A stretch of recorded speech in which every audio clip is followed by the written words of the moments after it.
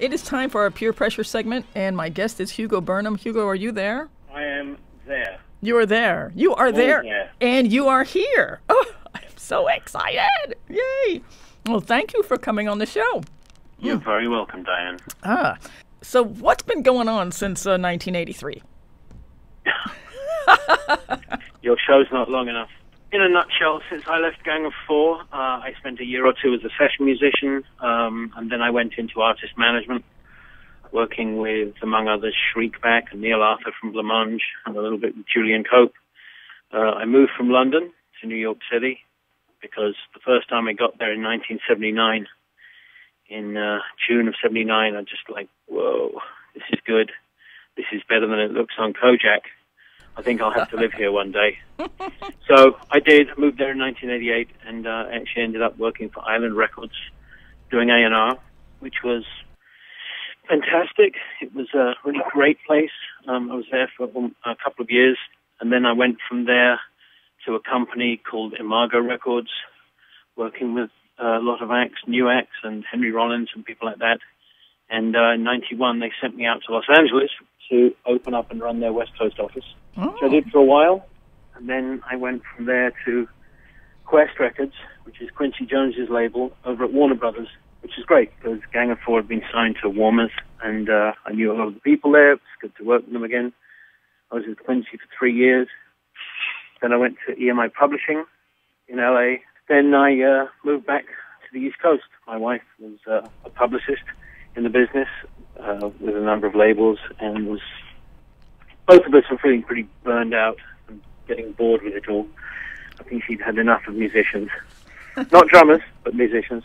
I sort of fell into teaching. I'm an associate professor at the New England Institute of Art now in Boston. That's awesome. There's 20-odd years in a nutshell. Mm-hmm. Yeah, perfect. And we have a 12-year-old daughter. Oh. And we live up on the North Shore, just about 40 miles outside Boston. Very good. Well, 12. I think she's 12. She might be 20. I'm never sure some days. Ah, that does happen with those children. Was your trip to the U.S. with Gang of Four the first time you'd been in New York? Yes, it was. Yeah, it was my first trip to the U.S. Mm. John and Andrew had been to New York a couple of years before. They got a grant from Leeds University Art Department to go and study medieval architecture in Europe, and went to New York and hung out at CBGB's on the grant. Wait, and that's that qualifies as medieval architecture? Yeah, clearly. CBGB's. If you've ever been in there, you'd know. Yes. It certainly smelt like medieval. Right. What did you expect when you came to New York, and how did it compare to the audiences? Well, how did your U.S. trips compare to what we're used to in the U.K.? I don't know. Everyone just loved it and drank a lot and made lots of noise and screamed and danced and shouted. It was all very good. I think when we first came to the States, there was a lot of reaction at first. I think people were very surprised by the ferocity and aggression of the way we played. I think they were expecting something a little more shoegazing and a little more self-absorbed and serious. I mean, we were serious, but I think we were louder and more full of energy than they might have been expecting. And surprised, as in very pleasantly surprised, obviously. Oh, yeah, sure. I do remember I saw you guys at Irving Plaza whenever that was in the 80s. But I think that I really expected a real bulldoze kind of effect. Oh, yeah, we bulldozed. Yes, you did. That was just one of the most stellar things I'd ever seen. Thank you. Yeah, and thank you. So I just played the version of Damaged Goods that's on the Fast Product record, the Mutant Pop. Yep. How did that record come about? Well, our very good and dear friends, the Mekons, ended up getting a show opening for a band called the Rosillos, who had a couple of great hits at the time in England. That was in Leeds, and it was at the F Club or something. And the Rosillos loved them, and their manager said, "Oh, you should come and make a record with us. We got a little label with us. You should do it." And Neil said, "Are you mad? You want the Gang of Four, not us. They're the real band." But, they said, no. So the Mekons were the first record on Fast Product. And I think the Scars, and then the Human League, and then Bob Last gave in to all the pressure, and Gang of Four did a record with him. And that Damaged Goods EP that also had Love Like Anthrax and Arm Like Rifle on it, that really became the calling card that got us the sort of a huge jump in attention, leading to our record deals with, well, our record deal with with EMI in London for the rest of the world. And we didn't sign for America. We came to tour right after we'd recorded Entertainment in early '79, and we came out on a tour that we sort of self-financed ourselves off the back of, well, not the money we earned from, we didn't earn a penny from the EP, but it was self-financed. Ian Copeland of FBI took us over, and we did 4 or 5 weeks. 6 of those shows were opening for the Buzzcocks, who were on their first US tour. Just 6 of us came from the band, our manager Rob, my brother Jolyon as the crew guy. You know, we shared beds and worked our way around the country, and that got us our deal with Warner Brothers. And so Entertainment was then released in January of 1980 in the United States. You said that the Fast product was put out by Bob Last, who was the Rezillos manager, right? Yeah. Why weren't the Rezillos on the record? Why weren't they on that label? On the compilation. Oh, because they were signed to another. They were signed to another label, a proper label. Oh, I think it was just their money that paid for Fast Product. They said, let's have a little indie label. Oh, how nice! It's a bit like Stiff Records was started by Jake Rivera, who managed Dr. Feelgood, who, you know, probably apocryphal story is, you know, he borrowed 500 quid from their tour account to start the label. So, well, however it had to happen. Yeah, exactly. Yeah, that's super. So, what's the age difference between you and your brother? My brother's younger than me, but he and actually Dave Allen, bass player's younger brother Phil, they were our original crew, both of them. Yeah, because you thank your brother on your records. Yep. Yeah, I think he's highly insulted listening to this now. Oh, come on, you're well, the he man. shouldn't be. I'm much better looking than he is, and thinner. So you said that the Mekons were the ones who sort of pulled you onto that label, and I know we'll be talking about them later, but what is that love affair between Gang of Four and the Mekons? You thank Mekons on your record, and they've got a picture of Gang of Four on their record. And well, basically, before the band started, we were all just friends, you know, just all centered around the fine art department at Leeds University. I mean, I wasn't in that department, but, you know, we were just a bunch of friends, many of whom had actually all been to school together, high school in Sevenoaks in Kent in the south of England. And I went to high school just a few miles from there, but I didn't know them until we got to Leeds. So when Gang of Four sort of started, those that became the Mekons, just our friends hanging out in the rehearsal space. And when we went off to, you know, when we stopped to go and get a beer or something, which was fairly frequently, they'd sort of jump up and become the Mekons. And that's how it started. So, you know, we shared rehearsal space forever, and with Delta 5 as well. And we actually built a PA system together. Oh, wow. Shared everything pretty much. So, yep. So that's the I mean, it's, you know, as an outsider, it just looks so cute. It's like, oh, thanks to Mekons. You know, yeah, well, yes, Mekons are very cute. You were part of the entire band did reunite for the 2004 reunion. How did that come about? Well, specifically, we started in 2005, but we got together in the summer of 2004 because, you know, the idea had sort of raised its head a number of times, a couple of years before that, but,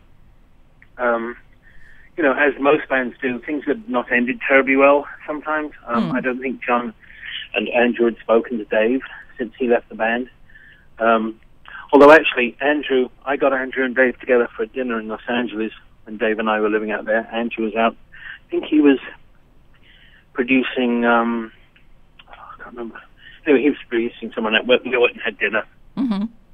And it was good. I mean, it was pleasant. You know, Andrew stuck his tongue down Dave's wife's throat and that sort of thing. It was all very, very, very charming.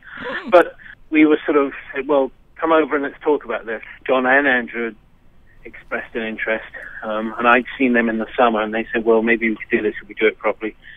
So Dave and I went over, and we all had a meeting. It was a little bit fraught at the beginning.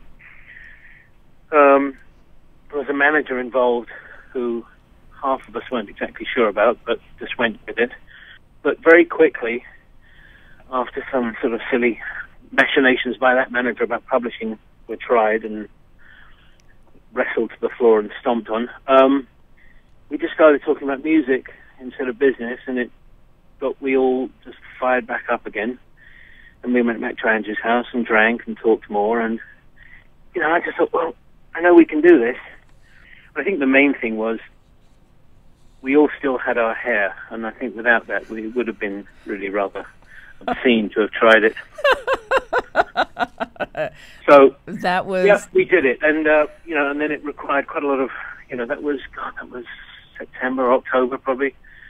So I came back, and I hadn't really played for years. I know that the other three had, or certainly Dave and Andrew had been playing fairly regularly. Mm-hmm. So I booked a rehearsal room here just outside Boston and went in and played along to the CD for a couple of weeks to Entertainment and Solid Gold. And I tell you, the first week was torture. I couldn't believe how fast we used to play. Yeah. And, it's one thing when you're 23 to do this, but when you're turning 50, it's a whole thing, other thing entirely. And trust me, I wept. It was awful. And then it started clicking in after a while, and I felt much more confident about it. And with severe and fabulous encouragement from Carol, my wife, who said, "You can do this just as well as they can." Mm-hmm. Despite calls from this holy alcoholic manager telling me, "Well, you're not very good. You're practicing, and they don't think you can do it." What? Dreadful little man. But anyway, that's beside the point. Yeah. Dave and I flew over in the new year of January 2005. We spent 5 days rehearsing in Andrew's studio, and we went on tour. Wow. So 5 days of rehearsal together. Yeah. Wow. That's pretty amazing. Well, yes, it was. We were. And when did you start drumming? At what age did you start drumming? Oh, good God. I played a snare drum in the school orchestra when I was 11 at my prep school. Mm. And then when I was, I think, 14, I convinced my dad to let me have all the money that I'd been saving up from my birthdays and Christmases over the years. And I went up to Charing Cross Road, where all the music stores were in London. And I'd found an Olympic drum kit, a used Olympic drum kit there, and bought it. And I had played it in the shed at the side of the house, playing along to Creedence, Clearwater, Revival records and Free records, and then got a school band together. And then I actually sold my kit when I had to do my last year of high school to get my A levels. I was trying to concentrate and be good at that. And then I didn't really play again until Gang of Four started, really. I mean, I just sort of, they were all going to get a band together doing this. I said, well, I play drums. Where's your drum kit then? At home, but I'll get another one. So I did. And it's just basically, we went from there. You mentioned Creedence and Free. So you were drumming to those records to sort of start learning? Yeah, I mean, that was some of the stuff I was listening to at the time. I mean, Creedence Clearwater Revival was actually the first band I ever saw live. In 1970, I think it was, they came to London and played at the Royal Albert Hall. Mm. And my dad took my brother Jolyon and I to see it, and we were sort of way upstairs somewhere, but it was magic. It was so exciting. And then the second live gig I ever went to was about 9 months later, the same band in the same venue, except this time it was a threesome because Tom Fogerty had left the band. Oh, right. And I went on my own, which was very exciting. And so I sort of got downstairs and just basically hung out at the front of the stage. Did you go to a lot of shows when you were growing up? Yeah, I did actually. I mean, it sort of started a lot from there, and we used to, my friends and I, we used to go and see Hawkwind a lot. Used to follow them all around the southeast. And wow. Bands like Stackridge and Comus, and we also put on bands at my high school. I was involved in booking some of them. We had Genesis. We paid like £100 for right after Nursery Crime came out. Wow, really? We had Barclay James Harvest, we had the Pink Fairies, and that was quite the experience. And stuff like that.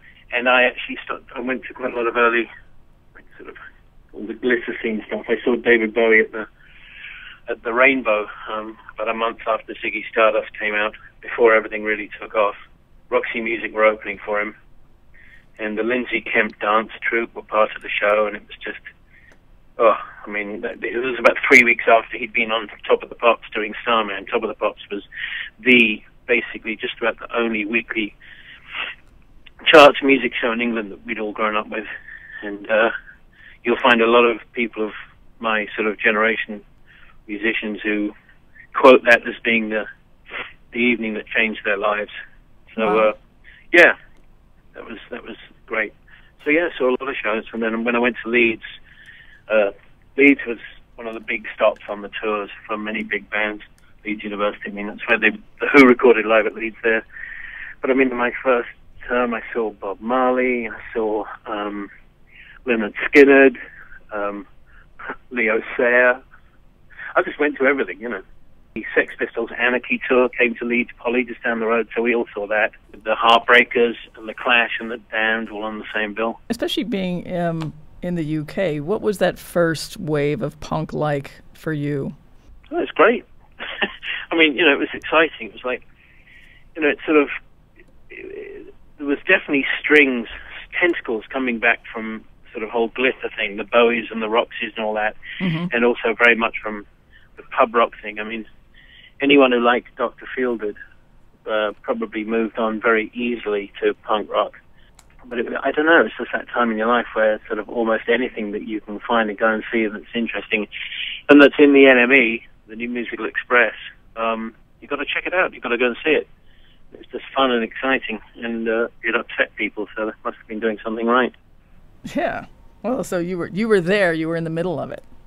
Pretty much. Yeah. From this end, we were reading about the things happening in the NME, and of course, the U.S. had its own explosion. And you know, you always wonder what it's like when that stuff really first starts. Yeah. You know.